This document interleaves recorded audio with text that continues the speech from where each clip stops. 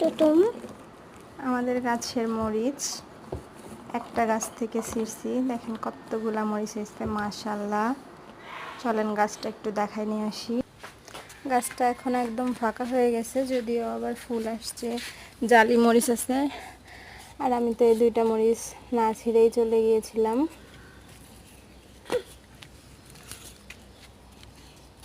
যে আরও দুইটা ফ্রেশ মরিচ। গাছটা আমি খুব শখ করে লাগাইছিলাম, আমি ভাবতেই পারি নাই যে এত সুন্দর মরিচ হবে। মাশাআল্লাহ, আলহামদুলিল্লাহ। এখনও কিন্তু এই যে ফুল রয়েছে গাছে, আবার এই যে জালি মরিচও আছে। এটা কিন্তু গল্প নয়, একদম সত্যি। আমাদের এই ছোট্ট গাছটায় এতগুলা মরিচ হয়েছে।